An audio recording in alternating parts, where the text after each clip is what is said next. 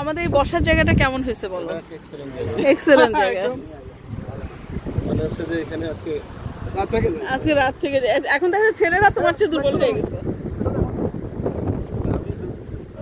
এই যে রাশিদ বলছে স্যার একদম কাহিল হয়ে গেছে। বেশ করো, দেখছো তোমাকে কাহিল।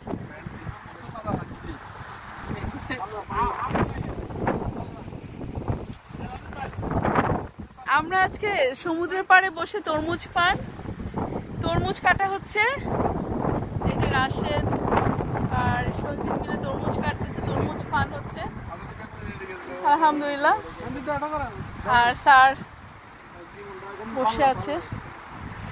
এই তোমাদের তরমুজটা তো মিষ্টি হবে না। এই রঞ্জিত কিনছে না, রঞ্জিতকে ধরো এবার।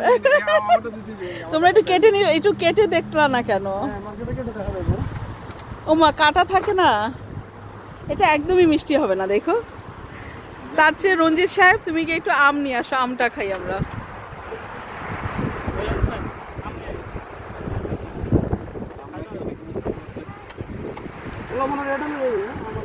যাক, এখন একটু ঠান্ডা, মানে একটু ঠান্ডা লাগবে এভাবে খাবা।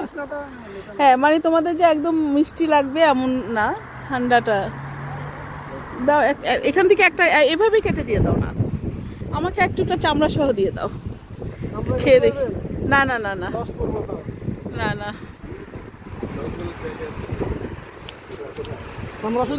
দাও। বিসমিল্লাহ।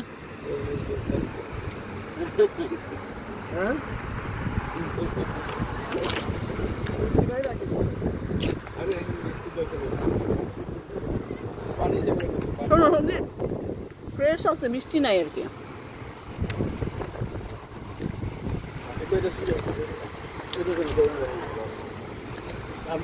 আমগুলো নিয়ে আইন।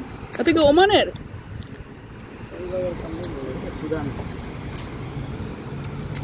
তরমুজটা খেয়ে একটু শক্তি করুক।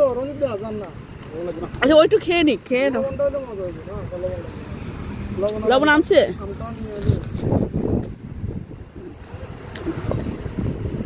রঞ্জিতকে একটু তরমুজ দাও, বেশি করে একটু এনার্জি করো।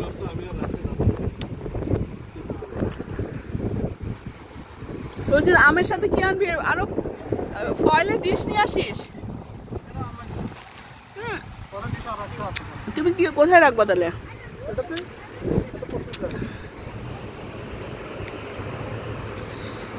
মোট কথা শোনো, এটা খারাপ না, মানে অত মিষ্টি না।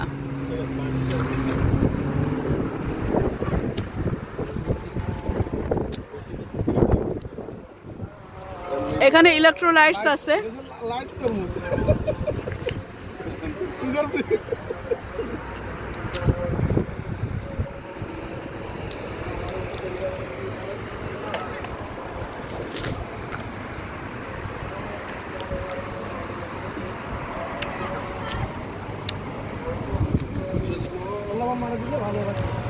কিবলা দিক কোনটা হবে তুমি কি বুঝছো? কিবলা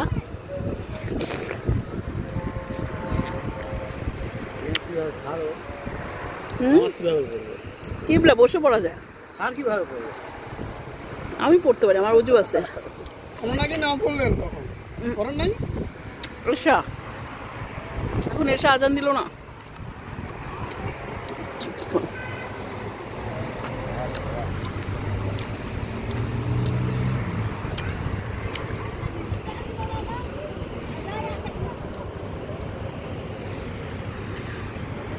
আরে রঞ্জিত কই? তুমি খুঁজে পায় না নাকি?